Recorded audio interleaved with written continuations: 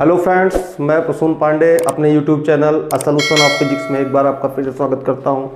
आज की क्लास में हम देखेंगे गॉसेस लॉ से रिलेटेड कुछ की पॉइंट्स और उसके एप्लीकेशंस। तो पहले की पॉइंट्स की हम बात कर रहे हैं, देख लीजिए की पॉइंट्स क्या होंगे। तो यहाँ पे हम लिख रहे हैं की पॉइंट्स ऑफ गॉस लॉ।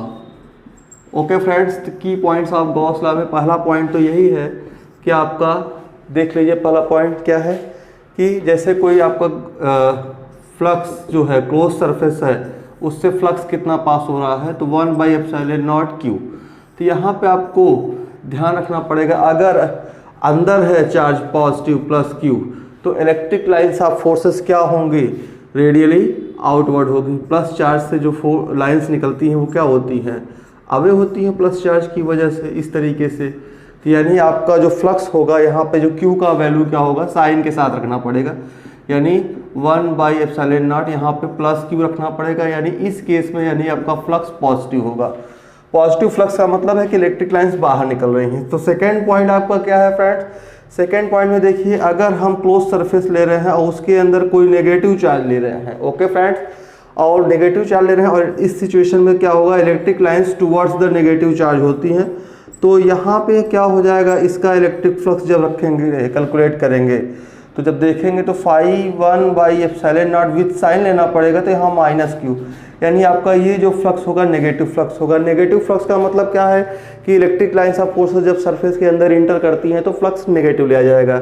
तीसरा पॉइंट यहाँ पे हम मेंशन कर रहे हैं फ्रेंड्स, देखिए तीसरा पॉइंट ये है कि अगर जैसे कि सरफेस के अंदर क्लोज सरफेस के अंदर बहुत सारे चार्जेस हैं, यहाँ पे +Q1 -Q2 +Q3 -Q4, तो यहाँ पे हमको देखना पड़ता है जो Q क्या होना चाहिए, नेट बाउंडेड चार्ज। तो नेट चार्ज Q को क्या लेना पड़ेगा, Q की जो वैल्यू होगी इनका अलजेब्रिक सम Q1 -Q2 +Q3 -Q4, यानी अलजेब्रिक सम लेना पड़ेगा इस केस में।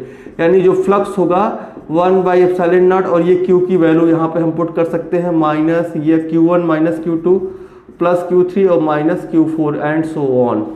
ठीक है, तीसरी बात यह है कि आपके यहाँ पे तीसरा पॉइंट क्या है, चौथा पॉइंट सॉरी, अगर क्लोज सरफेस है और चार्जेस क्या हैं, बाहर है, suppose that Q1 -Q2 -Q3, इस तरीके से चार्जेस आपके अगर सरफेस के बाहर है तो फ्लक्स कितना होगा, 1/ε0 times net charge bounded by the close surface होता है। तो यहाँ क्लोज सरफेस कोई चार्ज बाउंड नहीं कर रहा है तो जीरो, तो यानी इस सिचुएशन में आपका जो फ्लक्स हो जाएगा जीरो हो जाएगा, ये ध्यान रखना पड़ेगा। यानी कि जो Q है ये आपको हमेशा ध्यान रखना पड़ेगा। तो नेट बाउंडेड चार्ज होना चाहिए, बाउंडेड चार्ज यानी अंदर का चार्ज होना चाहिए, बाहर का चार्ज नहीं होना चाहिए, नेट होना चाहिए, यानी सारे चार्जेस का अलजेब्रिक सम होना चाहिए। तो की पॉइंट्स हो गए। अब आगे हम इसको क्लियर करके और बात करते हैं।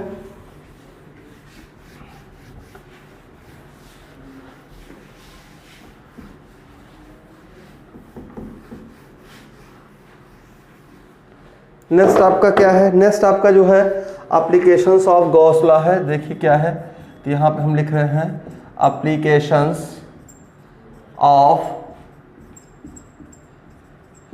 Gauss law. तो फर्स्ट ऑफ ऑल फ्रेंड्स ये देखना है कि गॉस लॉ का एप्लीकेशन कहाँ पे होता है। तो गॉस लॉ का एप्लीकेशन क्या होता है, चार्ज बॉडी की वजह से किसी पॉइंट पर इलेक्ट्रिक फील्ड फाइंड करने के लिए। और इलेक्ट्रिक फील्ड फाइंड करने के लिए पहले हमको क्या करना पड़ेगा, चार्ज बॉडी के अराउंड एक हम क्लोज सरफेस यानी गॉसियन सरफेस बनाएंगे, और ध्यान रखना पड़ेगा कि उस गॉसियन सरफेस पे वो पॉइंट जरूर लाई होना चाहिए जिस पर कि हमको इलेक्ट्रिक फील्ड निकालना है। ओके फ्रेंड्स, और कॉन्सेप्ट क्या है, एक बार हम इंटीग्रल मेथड से इलेक्ट्रिक फ्लक्स कैलकुलेट करेंगे उस गॉसियन सरफेस से पास होने वाला, फिर दूसरा हम क्या करेंगे, गॉस लॉ से हम फ्लक्स कैलकुलेट करेंगे और दोनों फ्लक्स को इक्वेट करा देंगे। ये आपका कॉन्सेप्ट हो जाता है। तो देखिए हम कैसे करते हैं। तो पहला एप्लीकेशन हम ले रहे हैं, फर्स्ट एप्लीकेशन क्या है आपका, है electric field, okay friends, due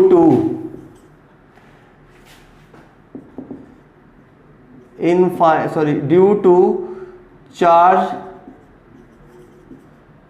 wire of infinite length, charge wire of infinite length. Okay friends, infinite length के चार्ज वायर की वजह से इलेक्ट्रिक फील्ड यानी अनंत लंबाई के आवेशित तार की वजह से विद्युत क्षेत्र निकालना है। तो हमने क्या किया कि एक इनफाइनाइट लेंथ का वायर ले लिया है, उस पर प्लस चार्ज हमने इस तरीके से दिखा दिया है। वायर की लेंथ क्या होनी चाहिए? इनफाइनाइट लेंथ होनी चाहिए। इस वायर का जो लैम्डा क्या है, ये वायर के लिए लीनियर चार्ज डेंसिटी है वायर की। ओके फ्रेंड्स, इसके लिए गॉसियन सरफेस बनाइए। तो हम क्या करेंगे, गॉसियन सरफेस एक बना रहे हैं। अच्छा, दूसरी चीज हम यहाँ पे बता रहे हैं कि आर डिस्टेंस पे सपोज दैट ये पॉइंट पी है, यहीं पे हमको इलेक्ट्रिक फील्ड फाइंड करना है। तो गॉसियन सरफेस आप बना लीजिए। तो गॉसियन सरफेस आप फटाफट क्या करेंगे, हम बना लेंगे। आर रेडियस का एक सिलेंडर बनाएंगे और साथ साथ सिलेंडर की हाइट यानी इतनी एल लेंथ की सिलेंडर हम कंसीडर कर रहे हैं, यानी वायर का एल लेंथ कंसीडर कर रहे हैं। और एल लेंथ में जो चार्ज होगा वो सपोज दैट क्या है, क्यू है।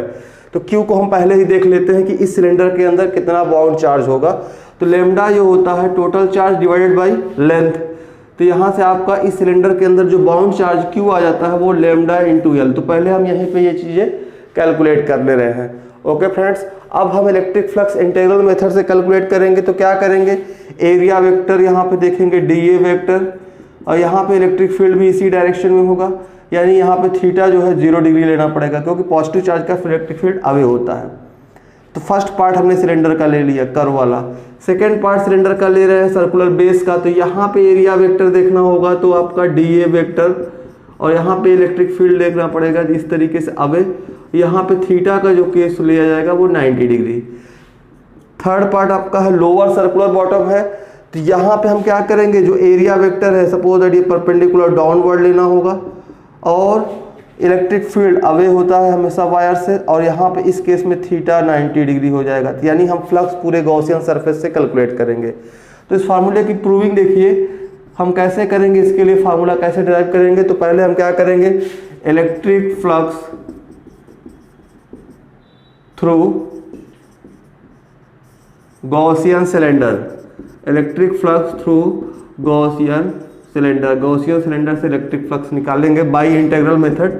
तो close integral E dot D A होता है पूरा, और इसको हम पार्ट में डिवाइड करेंगे। क्या हम जब पार्ट में इसको कर्व पार्ट, अपर सर्कुलर पार्ट और लोअर कर्व पार्ट, अपर सर्कुलर लोअर सर्कुलर में डिवाइड करेंगे तो ओपन इंटरवल में ब्रेक हो जाता है। यानी फर्स्ट पार्ट देखेंगे तो आपका E D E dot D A, second आपका ये आ जाएगा ई डॉट डी ए, और थर्ड आपका हो जाएगा E dot D A. Okay friends, तो यहाँ पे आपको आगे स्टेप हम ओपन कर रहे हैं, यानी फाई इज इक्वल टू क्या हो जाएगा, फर्स्ट के लिए बात करें तो E D A cos 0 degree, first में कर्व में है देखिए 0 डिग्री का बन रहा है। दूसरे केस में ऐसे ही अपर सर्कुलर है तो आपका ये E D A upper circular पे देखिए डायग्राम में क्या बन रहा है 90 डिग्री का, और लोअर सर्कुलर में देखेंगे तो ई डी ए यहाँ पे भी 90 डिग्री, और cos 90 की वैल्यू क्या हो जाती है, 0 हो जाती है। तो यानी अगर cos की वैल्यू 0 तो यहाँ का जो फ्लक्स होगा वो भी 0, और यहाँ का फ्लक्स होगा वो भी 0। और यहाँ पे cos 0 की जो वैल्यू होती है वो 1 होती है। तो यहाँ पे फ्लक्स जो होगा due to the curve part केवल आएगा नेक्स्ट स्टेप में। तो हम क्या करेंगे, इसको आगे नेक्स्ट स्टेप में देखेंगे। तो E को आउटसाइड ले रहे हैं यहाँ पे, और ये आपका DA हो जाएगा, और कर्व एरिया देखेंगे सिलेंडर का। तो सिलेंडर का जो कर्व एरिया है, हाइट L है, रेडियस R है, तो 2 पाई RH होता है। तो यहाँ पे क्या हो जाएगा 2 पाई RL, ये फर्स्ट पार्ट हो गया। और सेकेंड से बाई गॉस लॉ देख लेते हैं। बाई गॉस लॉ से क्या हो जाएगा, फ्लक्स क्या होगा 1/ε0 net charge bounded by this Gaussian cylinder, और दिस गॉसियन सिलेंडर से नेट चार्ज बाउंडेड क्या होगा देख लेते हैं एक बार उसमें। ये हमने यहाँ पे देखिए Q equal to lambda L है, तो यानी 1/ε0, यहाँ पे हम लेमडा 1 L लिख रहे हैं, और दोनों को इक्वेट कर देंगे।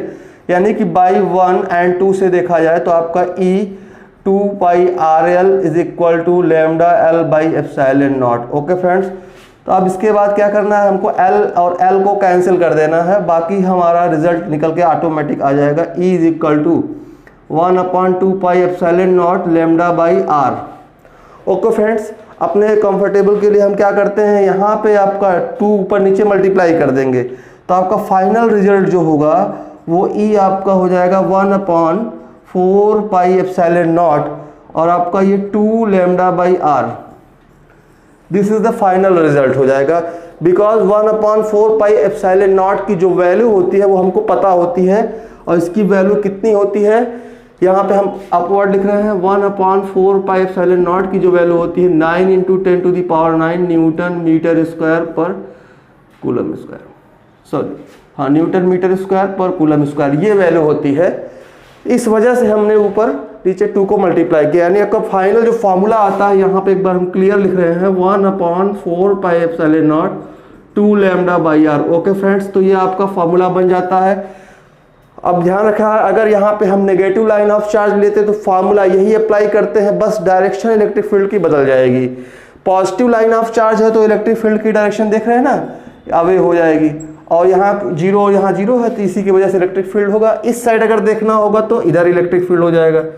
यानी कि कुल मिलाकर के ऐसे हम डायग्राम बनाना चाहें तो देख लीजिए, हमने एक पॉजिटिव लाइन बना दी है, तो इलेक्ट्रिक फील्ड देखा जाए तो इधर साइड में देखेंगे तो अवे, और इस साइड में भी देखेंगे तो अवे हो जाता है। ओके फ्रेंड्स, अगर यही इसी की जगह पे नेगेटिव लाइन ऑफ चार्ज होता तो क्या हो जाता है, यहाँ पे नेगेटिव लाइन ऑफ चार्ज को यहाँ पे देखिए क्लियर करके हम बना रहे हैं, तो फार्मूला तो यही अप्लाई होता, बट इलेक्ट्रिक फील्ड की डायरेक्शन टूवर्ड्स हो जाती है दोनों साइड से। ओके फ्रेंड्स, तो आज के वीडियो में हम यहीं पे स्टॉप कर रहे हैं टॉपिक को। नेक्स्ट वीडियो में हम नेक्स्ट एप्लीकेशन ले आएंगे। चैनल को वॉच करिए और इसको सब्सक्राइब और लाइक जरूर करिए। Thank you.